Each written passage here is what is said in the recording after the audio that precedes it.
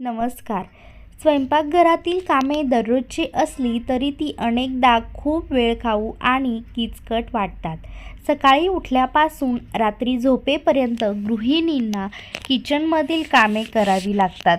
भाज्या चिरण्यापासून ते जेवण बनवून स्वयंपाकघर स्वच्छ करेपर्यंत लाडक्या बहिणींची अक्षरशः दमछाक होते.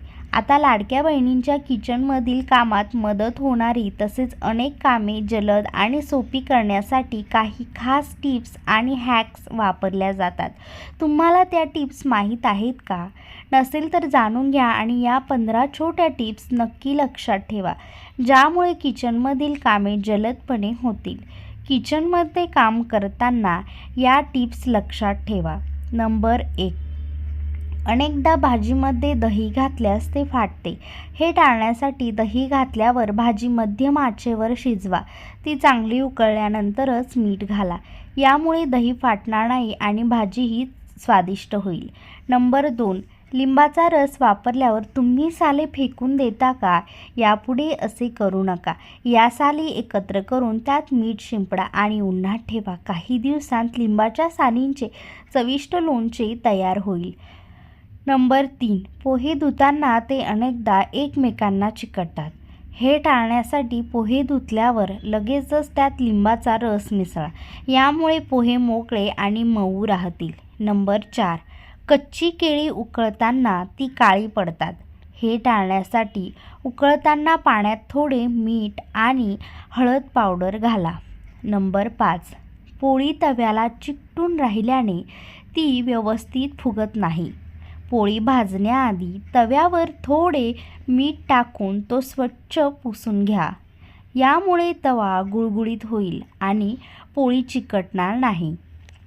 नंबर 6. केळी फ्रीजमध्ये ठेवल्यास ती लवकर खराब होतात. केळी सामान्य तापमानातच चांगली राहतात. नंबर 7. स्वयंपाकघरातील ओटा स्वच्छ करण्यासाठी पाण्यात थोडे मीठ मिसळा. यामुळे कीटक, माशा आणि झुरळे दूर राहतील. नंबर 8. कांदा चिरताना डोळ्यातून पाणी येत असेल तर कांद्याची साल काढून तो काही वेळासाठी पाण्यात बुडवून ठेवा. त्यानंतर चिरल्यास डोळ्यांतून पाणी येणार नाही. नंबर 9. पुरीचा मऊ आणि खुसखुशीतपणा टिकून राहण्यासाठी पीठ मळताना त्यात 1 चमचा रवा किंवा तांदळाचे पीठ मिसळा. यामुळे पुऱ्या खुसखुशीत आणि मऊ राहतील. नंबर 10. भेंडी लवकर सुकते. ती जास्त काळ ताजी ठेवण्यासाठी तिच्यावर थोडे मोहरीचे तेल लावा. नंबर 11. मेथीची भाजी कडू लागत असेल तर तिच्या पानांवर मोठे मीठ टाकून काही वेळ तसंच ठेवा. यामुळे तिचा कडूपणा कमी होईल. नंबर 12. इडली मऊ होत नसेल तर तांदूळ आणि उडदाची डाळ भिजवताना त्यात अर्धा कप साबुदाणा मिसळा. हे सर्व एकत्र वाटून इडली बनवल्यास ती खूपच मऊ होईल. नंबर 13.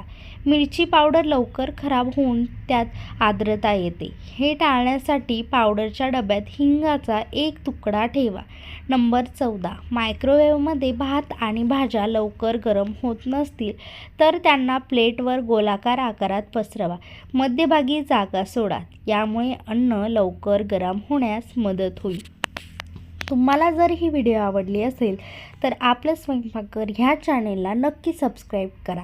व्हिडिओ आवडली असेल तर व्हिडिओला लाईक करा, कमेंट करा आणि जास्तीत जास्त शेअर करा.